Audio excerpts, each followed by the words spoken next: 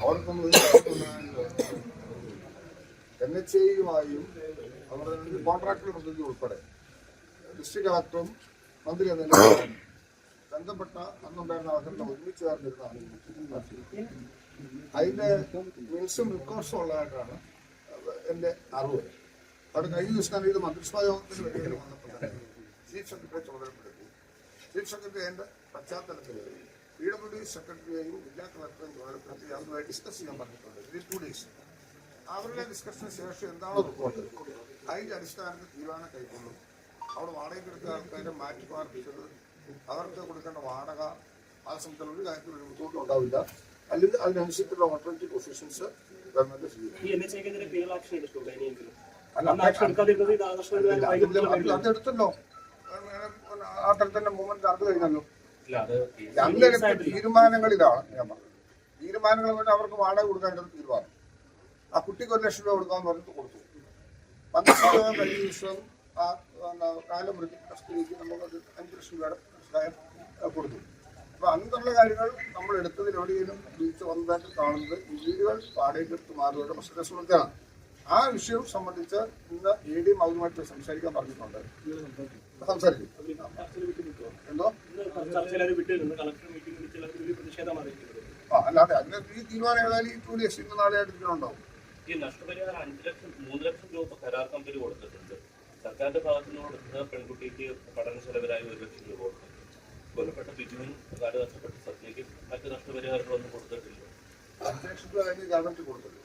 കാല് നഷ്ടപ്പെട്ട തൊട്ട് കഴിഞ്ഞ ഗവൺമെന്റിനാണല്ലോ 5 ലക്ഷം രൂപ. അല്ല ഞാൻ പറഞ്ഞു കഴിഞ്ഞല്ലോ, അതിന് തീരുമാനം എല്ലാം ഇവിടെ ചെയ്യേണ്ടത്. ആ എടുത്ത തീരുമാനത്തിൽ എന്താ സംഭവിച്ചിട്ടുള്ളതിനെ കുറിച്ച് വിശദമായിട്ട് അന്വേഷിക്കാനാണല്ലോ ചുമതലപ്പെടുത്തിയത്. അത് ഇന്നോ നാളുകളായിട്ട് അതിന് തീരുമാനം ഉണ്ടാവും. അതിനുശേഷം എന്താണോ വരുന്നത് അതല്ലെങ്കിൽ അതിന്റെ അടുത്ത തീരുമാനം എന്നുള്ളത് ഗവൺമെന്റ് തീരുമാനിക്കും. അവർക്ക് ബുദ്ധിമുട്ടുണ്ടാകുന്ന നിലപാടുണ്ടാവില്ല എന്ന് പറഞ്ഞാൽ അല്ല, അതെ, അതുകൊണ്ടാണല്ലോ ഈ വിഷയം മനസ്സിലാക്കി വീട് തിരിച്ച മറുപടി പറഞ്ഞത്. എന്തുകൊണ്ടാണ് ഉണ്ടായത്? അവർ പറഞ്ഞ കാര്യം നടപ്പിലാക്കാൻ പറ്റാത്തതുകൊണ്ടാണല്ലോ ബുദ്ധിമുട്ടുണ്ടായത്. ആ നടപ്പിലാക്കാൻ പറ്റാത്ത വിഷയത്തിൽ ഉദാസീനത കാണിക്കുന്നുണ്ടെങ്കിൽ അതിന് ഇഷ്ടമുള്ള തീരുമാനം ഗവൺമെന്റ് സ്വീകരിക്കും.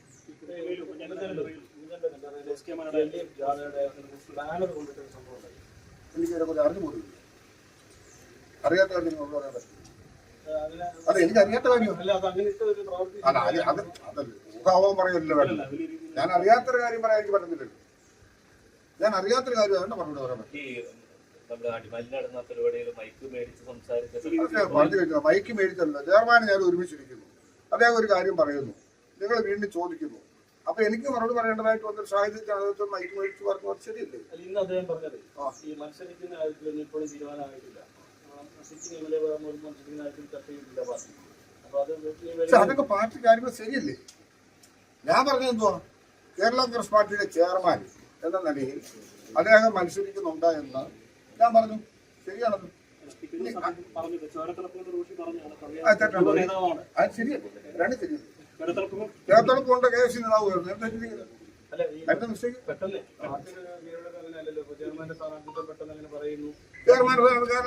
ചെയർമാനില്ലെന്നും ചെയർമാന്റെ സ്ഥാനാർത്ഥിയില്ലെന്നും ഞങ്ങൾ നാദില്ലാത്ത കണ്ടുവല്ലാണ്. ഞങ്ങളുടെ ചെയർമാൻ മത്സരിക്കും. ഒരു പാർട്ടിക്ക് എന്താ ആവശ്യം? പാർട്ടിക്ക് വേണ്ടത് പാർട്ടിയുടെ ലീഡർഷിപ്പാണ്. ലീഡർഷിപ്പ് ഏബിൾ ആണെന്ന് കണ്ടാലേ ജനങ്ങളെ ഊർജിക്കുള്ളൂ. പിന്നെ ഞങ്ങളെന്താ പിന്നെ അങ്ങ് ഓർമ്മിക്കാം. കേരള കോൺഗ്രസ് പാർട്ടിയുടെ ചെയർമാൻ അത് ലീഡർഷിപ്പ് തന്നെ ഉണ്ടാവും, മത്സരിക്കും എന്ന് പറയുന്നതാണ് കോൺഫിഡൻസ്. അതിനാണ് ജനങ്ങളുടെ അംഗീകാരം. പറഞ്ഞല്ലോ, ഇനി പാർട്ടിക്ക് തീരുമാനം കൈക്കൊള്ളാമല്ലോ. പാർട്ടി തീരുമാനം എടുക്കുന്നതിനകം പറഞ്ഞിട്ട് ഞാൻ അതിനെ അധികരിക്കാൻ പറ്റുമോ? Sudden reaction. അദ്ദേഹം പാളയെ മത്സരിച്ച വ്യക്തിയാണ്. പാല നഷ്ടപ്പെടേണ്ട സീറ്റല്ലല്ലോ. ആ തെറ്റുകൾ തിരിച്ച് മടങ്ങി വരുമെന്ന് ചെയർമാൻ തന്നെ പാലായി പ്രസംഗിച്ചല്ലോ. അല്ലെ, പാല ഞങ്ങൾ കാണാതെ പോകാൻ പറ്റുമോ? അത് പാർട്ടിയുടെ ഡിസിഷൻ വരുന്ന കാര്യത്തെ കുറിച്ച് തന്നെ ചെയർമാൻ പറയുന്നത്. സഡൻ റിയാക്ഷൻ അല്ലല്ലോ, വളരെ ആലോചിച്ചല്ലേ ഞാൻ പറഞ്ഞത്. സഡൻ റിയാക്ഷൻ ആണോ അത്? ഒരു കാര്യം പറയുന്നത്, ഇത് തീരുമാനം കൈക്കൊള്ളുന്നത് പാർട്ടി ആലോചിച്ച് തീരുമാനിക്കുന്നുള്ളത് ശരി. എനിക്കറിയത്തില്ല, നിങ്ങൾക്ക് എന്തെങ്കിലും കൂടെ പറയാം. കേരളം മുഴുവൻ പേര് പറയുന്നു പല വിധത്തിൽ. ഒരു കാര്യത്തെ മാത്രമല്ലല്ലോ. ഏതായാലും 25 വർഷമായിട്ട് ഇടുക്കിയിലെ ജനങ്ങൾ എന്നെ സംരക്ഷിച്ചു. ഞാൻ അവർക്ക് വേണ്ടി നിലകൊണ്ടു. അവർ ഓരോ വിഷയത്തിലും എനിക്കാകാവുന്നത് പോലെ എല്ലാം ഇടപെട്ടു. ഇന്ന് എവിടെയാണ് നിൽക്കുന്നത്? മൂലമായിട്ട് തന്നെ നിൽക്കുന്നത്. മൂലമാറ്റം ഭൂഗർഭ പദ്ധതി രൂപപ്പെടുത്തിയിട്ട് 50 വർഷം കഴിയുക. ഇന്നലെയായിരുന്നു എൻ്റെ ഡേറ്റ്. ഈ പവർ ഹൗസ് കാണണമെന്ന് ആഗ്രഹിക്കുന്ന ധാരാളം ആൾക്കാരുണ്ട്. സാധാരണക്കാര്, കുട്ടികൾ, പഠിക്കാൻ ആഗ്രഹിക്കുന്നവരൊക്കെ ഉണ്ട്. പക്ഷെ അവർക്ക് ഇത് സുരക്ഷാ സംവിധാനത്തിന്റെ ഭാഗമായിട്ട് അപകടങ്ങളും അതിനകത്ത് തന്നെ ഉണ്ടായ 2-3 അപകടങ്ങൾ എത്രയോ പേരുടെ മരണത്തിനിടയാക്കി. അപ്പം അതൊക്കെ നമുക്ക് ചില ബുദ്ധിമുട്ടുകളുണ്ട്. പക്ഷെ ഇത് കാണാനും അതിന്റെ അതേ രീതിയിൽ അനുഭവിക്കാനും കഴിയത്തിന്റെ ബുദ്ധിമുട്ടുള്ള വിന്യാസം ഉണ്ടാകണം. 1.5 ഏക്കർ സ്ഥലം ഇത് KSB വിട്ടു തന്ന പേപ്പറാണ് ഇവിടെ വെച്ച് മേടിച്ചത്. ഗൈഡഡ് ടൂറിസത്തിനെ അത് ചുമതലപ്പെടുത്തി. PPP മോഡലില് തൊട്ടടുത്ത ലേഖനി പാലത്തിനപ്പുറം കിടക്കുന്നുണ്ട്. PPP മോഡലില് അത് നിർമ്മിച്ചു കഴിയുമ്പോൾ ഈ ജൂബിലി വർഷത്തിൽ വലിയ ഒരു നേട്ടമാണത്. ഈ പഞ്ചായത്തിന്, ഈ പ്രദേശത്തിന്, കേരളത്തിലും വിദേശത്ത് വരുന്ന ആൾക്കാർക്കല്ല ഈ പവർ ഹൗസ് എന്തെല്ലാം നടക്കുന്നു എല്ലാം നേരിട്ട് അതിനകത്ത് കയറി കാണാവുന്ന പോലെ കാണാൻ കഴിയുന്ന വലിയൊരു സംരംഭത്തിന് തുടക്കം കുറിക്കുന്നതാണ്. ആ ജനം പിന്നെ എന്നെ മാറ്റി കൊടുത്തിട്ട് കഴിഞ്ഞു. ഇവിടെ ഒരു ട്രഷറി ഓഫീസുണ്ട്, സബ് ട്രഷറി, രജിസ്ട്രാർ ഓഫീസുണ്ട്. സെക്രട്ടറി സ്ഥലമില്ല. KSB സ്ഥലം വിട്ടില്ല. പാവപ്പെട്ട ഒരു മരണം ഒരു ക്രമറ്റേറിയ ഇല്ല ഇവിടെ. അതിന്റെ സ്ഥലം വിട്ടത് പേപ്പറിലേക്ക് കൈമാറിയത്. മൂലമറ്റത്ത് നാടുകാണിയിലേക്ക് കേബിൾ കാർ പദ്ധതി കഴിഞ്ഞ ബഡ്ജറ്റിൽ കൊണ്ടുവന്നു. 29 ലക്ഷം രൂപ നൽകി ആ പദ്ധതിയുടെ പഠനം ആരംഭിച്ചു. ആ പദ്ധതി പഠനം നടത്തുന്നത് അതിന്റെ കമ്പനി. അതൊക്കെയാണ് നമ്മൾ കാണേണ്ടതായിട്ടുള്ളത്. ആ നിലയിൽ Indian waterway and ropeway corporation മുഖേന കേരള അഡ്വഞ്ചർ ടൂറിസം പ്രൊമോഷൻ സൊസൈറ്റിയാണ് പഠനം നടത്തുന്നത്. ആ പഠന റിപ്പോർട്ടിന്റെ അടിസ്ഥാനത്തിൽ അത് കൂടാതെ 3 കോടി രൂപ വരെ ബഡ്ജറ്റ് വകയിരുത്തുകയും ചെയ്തു. അത് വരുമ്പോൾ മൂലമറ്റത്ത് കേബിൾക്കാരെ കയറിയാൽ നാടുകാണി വരെ എത്താം. ഇതിനെ പഠനം അത് എതിരെയൊക്കെ പോകാൻ പറ്റും, എന്തെങ്കിലും പ്രശ്നം ഉണ്ടാവുമോ, സാധ്യത പഠനങ്ങൾ നടത്തുകയാണ്. അങ്ങനെ ഈ ഭാഗത്തെ മാത്രം വടക്കേപ്പുഴയില് മിനി ടൂറിസം പദ്ധതി ഉത്സരിക്കാൻ പോകില്ലേ. ഡാമിന് തൊട്ടപ്പുറം ഒരു മിനി പാർക്ക് വരുന്നവർക്കൊന്ന് ഇറങ്ങിയിരിക്കാൻ, വിശ്രമിക്കാൻ സൗകര്യം എടുക്കുന്ന കാര്യങ്ങൾ കൊണ്ട് പോകില്ലേ. ഇടുക്കിയിലെ ലേസർ ഷോ പിന്നെ 50 വർഷം പൂർത്തിയാകേണ്ട ഈ പദ്ധതിക്ക്. ഈ പദ്ധതി 50 വർഷം പൂർത്തിയാകുമ്പോൾ അതിന് മുമ്പ് അങ്ങനെ ചെയ്യുന്നില്ല. ധാരാളം പദ്ധതികൾ ഇങ്ങനെ നടന്നുകൊണ്ടേ ഇരിക്കും. ഈ പദ്ധതി മാത്രമേ കണ്ടുള്ളൂ. ഇതിനു മുമ്പ് നടന്നിരുന്ന പദ്ധതികളല്ലേ. ഇനിയും വരും ഇങ്ങനെ പദ്ധതികൾ. ഞാനുണ്ട്. ഞാൻ മത്സരിക്കുകയോ ഇല്ലയോ, ജയിക്കുകയോ നോക്കുമോ എന്നുള്ള നല്ല വിഷയം. പൊതുപ്രവർത്തകന്റെ സന്നിധി എവിടെയാണ്. ഇടുക്കിയിലെ ജനങ്ങൾക്കൊപ്പം എന്റെ ജീവിതകാലം ഇവിടെ ഉണ്ടാവും. അതിന്റെ കാരണം എന്താ? അവർ ജനങ്ങൾ ഇരിക്കുന്ന സ്നേഹം അത് മനുഷ്യരിൽ ജയിക്കുന്നതിന് വേണ്ടിയല്ല, അവരോടൊപ്പം നിലകൊള്ളാനുള്ള ബാധ്യത അതൊരിക്കലും മാറ്റി നിർത്താൻ പറ്റുന്നതല്ല. നൂറ്റാണ്ട് ചെറിയ കാലഘട്ടമാണ്. ഒരു മനുഷ്യായുസ്സിലെ പ്രധാനപ്പെട്ട കാലഘട്ടമല്ലേ. ആ കാലഘട്ടമൊക്കെ എന്നെ ഉൾക്കൊണ്ടൊരു ജനത്തെ ഞാൻ പിന്നെ എങ്ങനെ വെറുക്കും? അവരെന്നെ എങ്ങനെ സ്നേഹിക്കാതിരിക്കും? ഇവിടെ എവിടെ ഒരു ബുദ്ധിമുട്ടോ വിഷമം ഇതൊക്കെ വരും. പ്രധാന രംഗത്ത് തെരഞ്ഞെടുപ്പല്ലേ. എല്ലാ ആയുധങ്ങളും തണുപ്പൊന്നും എനിക്കറിയാം. പക്ഷെ ഇടുക്കിയിലെ ജനങ്ങളുടെ ഉള്ളിലൊന്നും അതൊന്നും തണുപ്പൊക്കെ ഇരിക്കില്ല. വലിയ പ്രതിഷേധം തന്നെ രക്ഷപ്പെടുത്തുകയാണ്. അവർക്കവിടെ നിലകൊണ്ടതിന്റെ പേരില്ല. നാളെ നിലകൊള്ളൂ. നിലകൊള്ളൂ എന്ന് പറയുന്നത് തെരഞ്ഞെടുപ്പിനാണോ? പൊതുപ്രവർത്തകന്റെ തെരഞ്ഞെടുപ്പിന് വേണ്ടിയുള്ളതല്ല. തെറ്റാണത്. ഒരു പൊതുപ്രവർത്തകന്റെ ജീവിതം തെരഞ്ഞെടുപ്പ് രാഷ്ട്രീയത്തിന് വേണ്ടിയുള്ളതല്ല. തെരഞ്ഞെടുപ്പ് പരാജയപ്പെട്ട എല്ലാ ആൾക്കാരും വനവാസത്തിന് പോകണം. ഇഞ്ചോടിഞ്ച് അവിടുത്തെ ജനങ്ങൾക്ക് വേണ്ടി നിലകൊള്ളൂ. 50 പേരുണ്ടായിരുന്നു. 26 വോട്ടിട്ട് ജയിച്ചു. ബാക്കി 24 പേര് കൂടില്ല. അവരെ സംരക്ഷിക്കരുത്. അതുകൊണ്ട് അക്കാര്യങ്ങളിലൊന്നും ഒരു വ്യത്യാസമില്ല. ജനപക്ഷത്ത് നിൽക്കാനും പ്രവർത്തിക്കാനും എന്നും സാധിക്കും എന്നുള്ളത് കൊണ്ട് തന്നെയാണ് ആ വിശ്വാസം ഞങ്ങൾ എന്നെ അർപ്പിച്ചത്. അത് അഹങ്കാരം കാത്തു സൂക്ഷിക്കുന്ന ബോധ്യം എനിക്കൊണ്ട്. ഉയർന്നു വരുന്ന ഏത് വിഷയത്തോടും മറുപടി എനിക്ക് സാധിക്കും. ഒരു ദിവസം ചെല്ലും തോറും മെച്ചപ്പെട്ടതല്ലാതെ ഒരു കുറവുണ്ടായിട്ട് കാര്യം പറയാൻ പറ്റില്ല. പിന്നെ നമുക്ക് ഇങ്ങനെ സമാനതയില്ലാത്ത കാര്യങ്ങളെ കുറിച്ച് ചിന്തിച്ചു പോകാൻ പറ്റും എന്ന് മാത്രം. ഞാൻ ആയിരുന്നോട് പറഞ്ഞു. ഇന്നിപ്പോ എന്താ പ്രശ്നം? ഇതിനകത്ത് ചെയർമാൻ മത്സരരംഗത്ത് വേണ്ടെന്ന് എന്താ ആഗ്രഹം?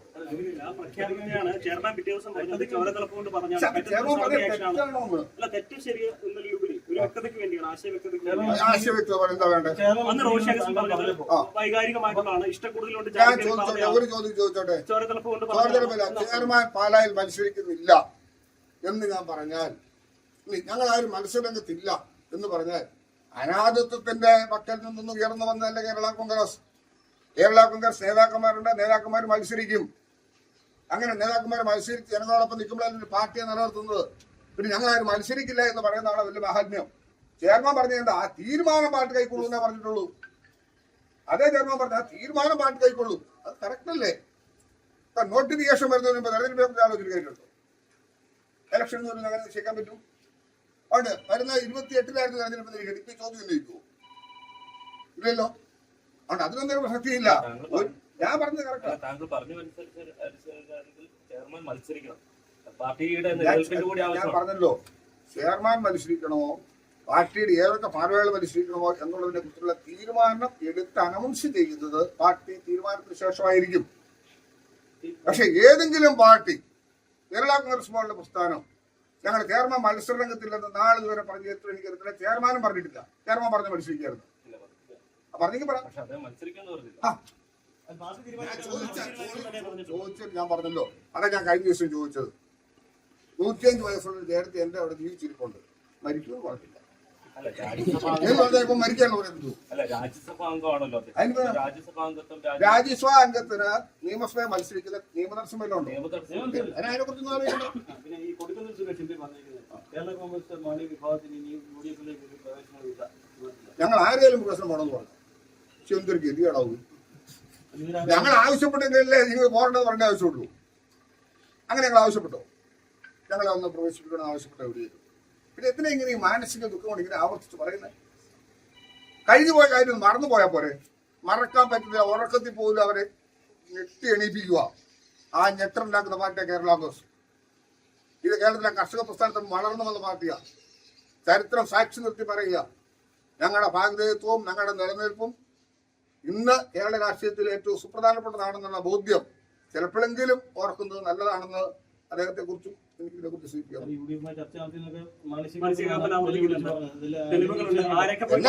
എന്നാത്തൊന്ന് പറഞ്ഞുകൂടെ? പറഞ്ഞുകൂടെ? ഒരു കാര്യം കഴിഞ്ഞാൽ പിന്നെ ബാക്കിയല്ലേ എടുക്കേണ്ടത്? പിന്നെ തുടർപ്പാടമല്ല പിടിക്കേണ്ടത്. കഴിഞ്ഞ ഭാഗത്തിന് മറുപടിയും പറഞ്ഞെ. മിനിസ്റ്റർക്ക് ഇങ്ങനെ ഒരു നിലപാടെടുക്കാനുള്ള ആത്മവിശ്വാസം നൽകിയത് CPM ആണെന്നാണ് CV പറഞ്ഞത്. ആണോ? അത് നല്ല കാര്യമല്ലേ? എനിക്കങ്ങനെ ആത്മവിശ്വാസമുള്ള ആളാണ് പുള്ളി പറയുന്നത്. എനിക്ക് പറയാനുണ്ടോ? ഞാൻ എത്ര കാലമായി കുതിരകത്ത് നിൽക്കുക. 1996 മുതൽ തെരഞ്ഞെടുപ്പിലുണ്ട്. 6 തെരഞ്ഞെടുപ്പായി. ഇടുക്കിയിൽ 5 തെരഞ്ഞെടുപ്പായി. സംഘടനാ രാഷ്ട്രീയ രംഗത്തിന്റെ ചെറുപ്പകാലം പോലെ വളർന്ന ഒരാളാണ്. എന്നെ അറിയാവുന്നവരും ഇല്ല. കേരളം മുഴുവൻ വലിയ പ്രസക്തിയുള്ള ആളല്ല. എന്നെ അറിയാവുന്നവർക്ക് എന്നെ അറിയാം. നിലപാടുള്ള ആളാണ് ഞാൻ. കേരള കോൺഗ്രസ് രാഷ്ട്രീയത്തിൽ നിലപാടുണ്ട്.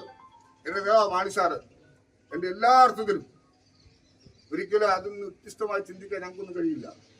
അതേ ചോരത്തുള്ളപ്പോൾ ഞാൻ പറയുന്നു, അതല്ലേ ജോസ്കമാരുടെയും ചെയർമാനായി കേരള കോൺഗ്രസ് ഞങ്ങൾ നയിക്കുന്നത്. ഈ പാർട്ടി ഒന്ന് ഭിന്നിപ്പുണ്ടാക്കാവുന്നുള്ള ചിന്തകൾ ഉപയോഗിച്ച് ചെയ്യുന്നതാണ് ഏറ്റവും മോശം. അതൊന്നും ഒരിക്കലും പാസ്സാകാൻ കേസല്ല. കേരള കോൺഗ്രസ് ഒറ്റക്കെട്ടാണ് ഞങ്ങൾ ആവർത്തിച്ചു പറഞ്ഞു. ഒറ്റക്കെട്ടെന്ന് പറയേണ്ട കാര്യമില്ല. ഞങ്ങൾ എവിടെ ഞങ്ങൾ ഭിന്നസ്വരം? ഇതൊക്കെ വെറുതെ ഇങ്ങനെ ആവർത്തിച്ചുണ്ടാക്കുന്ന ഒരു ഇത്രയും കാലം എന്ന് തീക്കേണ്ട പണി എല്ലാം നടത്തിയിട്ട് എല്ലാം സംഭവിച്ചു. ഈ അണികൾക്കിടയിൽ വലിയ തോതിൽ യുഡിഎഫിലേക്ക് പോകണമെന്നൊരു ചർച്ച പാർട്ടിയുടെ പല മീറ്റിംഗുകൾ എവിടെയെന്ന് പറഞ്ഞുതരാം. മീറ്റിംഗുകൾക്ക് എനിക്കറിയത്തില്ല. അതുകൊണ്ടാണ് സ്റ്റിയറിംഗ് കമ്മിറ്റി ഉൾപ്പെടെ അത്തരം ചർച്ചകൾ ഒന്നും ഉണ്ടായിട്ടില്ല. ഒന്നും ഉണ്ടായിട്ടില്ല. 2 MLA-മാരായ നിലപാടുള്ളവരാണെന്നാണ്. എന്നാ അവരുടെ പേരൊക്കെ പറ. അതല്ലേ എന്റെ മര്യാദ ഒരു കാര്യം പറയുമ്പോ. ഇതൊക്കെ എന്തിനാ ഇങ്ങനെ പറയുന്നത്? ഞങ്ങള് ചെറിയ പാർട്ടിയാ. ഇങ്ങനെ ഉള്ളവർ നിൽക്കും. അതൊരു ഒരു ഒരു സ്റ്റെപ്പാണ്. അതുകൊണ്ട് ഇക്കാര്യത്തിലൊന്നും സംശയം വേണ്ട. ഇന്നിങ്ങനെ ആശയക്കുഴപ്പങ്ങളും ആശയക്കൊന്നും വേണ്ട. ഇനി ഇത്ര കാര്യങ്ങൾ നമുക്ക് അവസാനിപ്പിച്ച് ഈ ചെയ്യുന്ന കാര്യങ്ങളൊക്കെ ജനമധ്യത്തിൽ കൊണ്ടുവന്നത് ജനങ്ങൾക്കൊപ്പം നിൽക്കാനും ജനങ്ങളോടൊപ്പം നിൽക്കുന്നവരെ സഹായിക്കാനും നിഷ്പക്ഷ രാഷ്ട്രീയത്തിന്റെ രാഷ്ട്രീയ മനോഭാവത്തെക്കാൾ ഉപരിയായ ഒരു സാഹചര്യം ഞങ്ങൾക്ക് രൂപപ്പെടുത്താം. കേരള കോൺഗ്രസ് നിലപാട് സ്വീകരിക്കുന്ന ഏതെങ്കിലും വിഷയത്തിൽ മറ്റൊരു തീരുമാനം ഉണ്ടാകാൻ മനസ്സിലായില്ല. കേരള കോൺഗ്രസ് നിലപാട് സ്വീകരിക്കുന്ന ഏതെങ്കിലും വിഷയത്തിൽ അത് സ്വീകരിക്കാതെ വന്നാൽ അതൊരു പുനർവിചിന്തനം യുഡിഎഫുമായി സഹകരണം ഏതെങ്കിലും ഘട്ടത്തിൽ ഉണ്ടാവും. ഇപ്പോഴും വ്യക്തമായില്ല. കേരള തീരുമാനം കേരള കോൺഗ്രസ് നിലപാട് സ്വീകരിക്കേണ്ട വിഷയത്തിൽ ആ വിഷയത്തിൽ ഏതെങ്കിലും തരത്തിൽ ആ നിലപാടിന് വിരുദ്ധമായ അവസ്ഥയിലാണ് കാര്യങ്ങൾ നീങ്ങുന്നത്. ഏതെങ്കിലും സീറ്റ് അടക്കമുള്ള വിഷയങ്ങളുണ്ട്. ഇവിടുന്ന് പോകുന്നൊരു വണ്ടി മറിയോന്ന് വെച്ചാണ് പറയുന്നത്. ഇപ്പൊ നല്ല വഴിയാ പോവില്ലേ? അന്നേരം നോക്കിയാ പറയും. അപ്പൊ അടുത്ത സാഹചര്യമില്ലേ? അത് ഇത്രയും സ്മൂത്തായിട്ട് പോകുന്നത് നിങ്ങളുടെ ചോദ്യം എന്തോ കഷ്ടമാണ്.